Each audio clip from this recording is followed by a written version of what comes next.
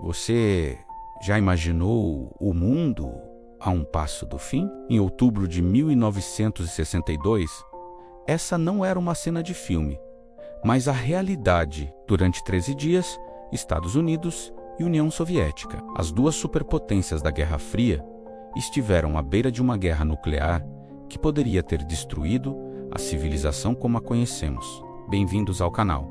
E hoje vamos mergulhar nos bastidores da crise dos mísseis de Cuba. Um dos momentos mais tensos da história moderna. Para entender como chegamos a esse ponto, precisamos voltar um pouco no tempo. O ano é 1959.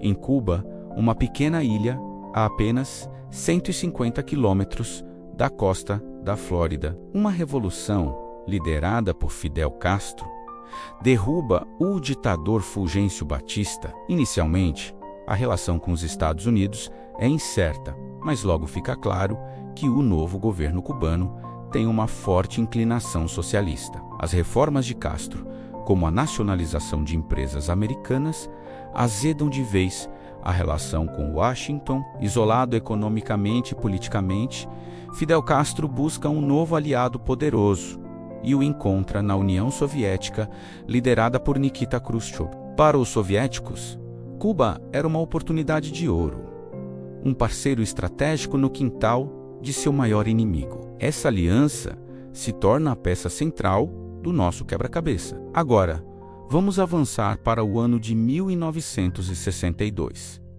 A Guerra Fria está no seu auge. O mundo está dividido em dois blocos: o capitalista, liderado pelos Estados Unidos, e o socialista, liderado pela União Soviética. Ambos os lados possuem um arsenal nuclear capaz de aniquilar o outro várias vezes. Era chamada destruição mútua assegurada. Qualquer ataque direto significaria o suicídio. Nesse cenário, os Estados Unidos tinham uma vantagem estratégica importante. Eles haviam instalado mísseis nucleares de médio alcance na Turquia e na Itália, bem próximos das fronteiras soviéticas. Esses mísseis poderiam atingir Moscou em questão de minutos, deixando pouquíssimo tempo para qualquer tipo de reação. Khrushchev sentia que a balança do poder estava perigosamente desequilibrada. Ele precisava de uma resposta,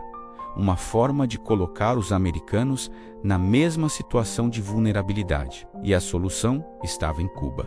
Secretamente, a União Soviética começou a enviar para a ilha caribenha não apenas ajuda militar convencional, mas também mísseis nucleares de médio e intermediário alcance, além de bombardeiros capazes de carregá-los. Para Khrushchev, era uma jogada ousada. Se conseguisse instalar os mísseis sem que os americanos percebessem, ele poderia reequilibrar o jogo estratégico e fortalecer sua posição no cenário mundial. A operação foi batizada de Anadyr, um nome que remetia a uma região remota na Sibéria, para despistar qualquer espionagem. A inteligência americana já desconfiava de um aumento na atividade militar soviética em Cuba, mas ainda não tinha a prova definitiva. Foi então que entraram em cena os aviões espiões U-2, no dia 14 de outubro de 1962. Um desses aviões,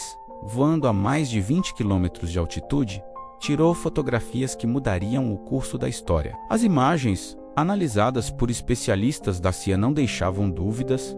Bases para lançamento de mísseis nucleares estavam sendo construídas em solo cubano. Mísseis que poderiam atingir Washington, Nova York e outras grandes cidades americanas em menos de 5 minutos. Na manhã de 16 de outubro, o presidente John F. Kennedy foi informado.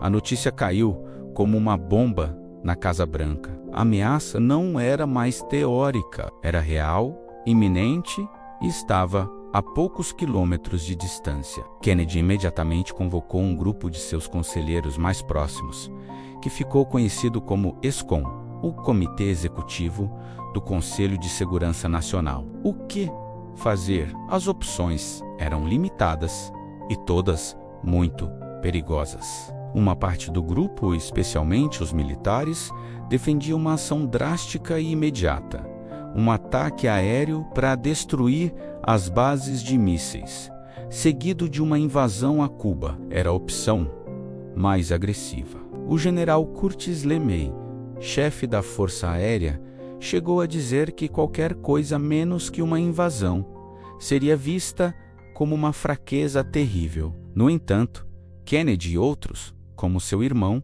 o procurador-geral Robert Kennedy, temiam que um ataque direto pudesse provocar uma retaliação soviética imediata, talvez em Berlim ou em outro ponto quente, escalando para uma guerra nuclear total. Outra opção era a diplomacia, tentar negociar uma solução através da ONU ou de canais secretos. Mas isso levaria tempo, e enquanto isso, os mísseis continuariam sendo instalados e poderiam se tornar operacionais a qualquer momento. Após dias de debates intensos e secretos, Kennedy optou por um caminho intermediário, uma solução que mostrava firmeza, sem ser um ato de guerra direto.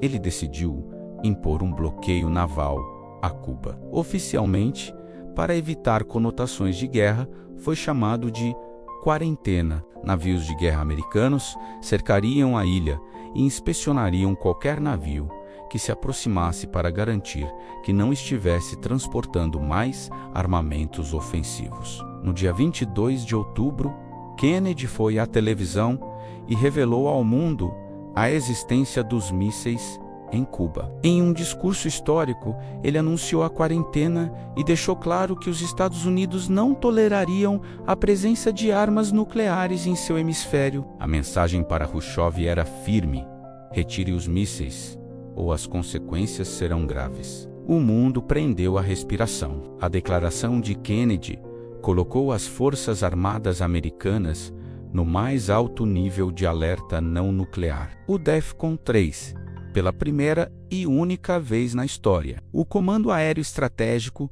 foi elevado ao DEFCON 2, o passo anterior a uma guerra nuclear total. Bombardeiros B-52 com armas nucleares a bordo estavam no ar 24 horas por dia, prontos para atacar. A tensão nos dias seguintes foi quase insuportável. Navios soviéticos carregados com mais equipamentos militares estavam a caminho de Cuba, em rota de colisão com a linha de bloqueio americana. O que aconteceria se os navios soviéticos tentassem furar o bloqueio? O primeiro tiro seria disparado? O mundo observava, aterrorizado. Pela primeira vez, a aniquilação nuclear parecia não apenas possível, mas provável. As pessoas estocavam comida e água, e o medo era uma presença constante. A diplomacia, no entanto, não parou. Nos bastidores, mensagens frenéticas eram trocadas entre Washington e Moscou. No início, as comunicações eram lentas e formais, passando por embaixadas. Khrushchev enviou uma longa e emotiva carta a Kennedy, propondo a retirada dos mísseis em troca da garantia de que os Estados Unidos não invadiriam Cuba. Parecia um avanço. Mas no dia seguinte, 27 de outubro, que ficou conhecido como Sábado Negro, tudo quase desmoronou. Primeiro, chegou uma segunda mensagem de Moscou, desta vez mais dura e transmitida publicamente pela rádio. Ela adicionava uma nova condição: os Estados Unidos deveriam também retirar seus mísseis da Turquia. Isso complicou as coisas, pois tornava o acordo público e parecia uma troca, o que poderia enfraquecer a posição da OTAN. Para piorar a situação, no mesmo dia, um avião espião, o Minus-2 americano, foi abatido sobre Cuba por um míssil Terará soviético, matando o piloto, Major Rudolf Anderson. A pressão dos militares sobre Kennedy para retaliar imediatamente foi imensa. Muitos acreditavam que esse era o ato de guerra que exigia uma resposta militar. Um ataque parecia inevitável. Foi o momento mais perigoso da crise. Kennedy, no entanto, resistiu à pressão e decidiu não retaliar, acreditando que o disparo poderia ter sido uma decisão local, não uma ordem direta de Moscou. Com o tempo se esgotando, Robert Kennedy teve uma ideia genial. Ele sugeriu que ignorassem a segunda carta, a mais dura, e respondessem apenas à primeira, a mais pessoal e conciliadora. Na noite do Sábado Negro, Robert Kennedy se encontrou secretamente com o embaixador soviético, Anatoly Dobrynin. Ele entregou a resposta americana. Aceitamos a proposta de não invasão em troca da retirada dos mísseis, sob supervisão da ONU. E aqui vem a parte crucial: o acordo secreto que salvou o mundo. Robert Kennedy também comunicou verbalmente a Dobrynin que, embora não pudessem fazer isso publicamente como parte do acordo, os mísseis americanos na Turquia seriam retirados em alguns meses. Eles já eram considerados obsoletos e estavam programados para serem substituídos por submarinos com mísseis polares. Então não era um sacrifício tão grande, mas era a garantia que Khrushchev precisava para salvar a face. Na manhã seguinte, 28 de outubro, a Rádio Moscou anunciou que a União Soviética havia concordado em desmontar as instalações de mísseis em Cuba e devolvê-los à URSS. A crise havia acabado. O mundo deu um suspiro coletivo de alívio. A guerra nuclear fora evitada por um fio. A crise dos mísseis de Cuba deixou lições profundas. Para começar, ela expôs de forma aterrorizante o quão perto o mundo chegou da autodestruição. O perigo das armas nucleares nunca foi tão palpável. Isso levou à criação de uma linha de comunicação direta entre a Casa Branca e o Kremlin, o famoso telefone vermelho, para garantir que, em futuras crises, os líderes pudessem se comunicar de forma rápida e clara, evitando os mal-entendidos que quase levaram ao desastre. A crise também foi um ponto de virada na Guerra Fria. Após olharem para o abismo, ambas as superpotências perceberam a necessidade de controlar a corrida armamentista. Em 1963, foi assinado o Tratado de Proibição Parcial de Testes Nucleares, o primeiro de uma série de acordos de controle de armas. Para os principais envolvidos, as consequências foram variadas. Kennedy saiu da crise com sua reputação fortalecida como um estadista forte, mas prudente. Khrushchev, por outro lado, foi visto por muitos na União Soviética como alguém que recuou. Embora ele tenha conseguido a retirada dos mísseis da Turquia e a garantia de segurança para Cuba, a percepção de fraqueza contribuiu para sua queda do poder 2 anos depois.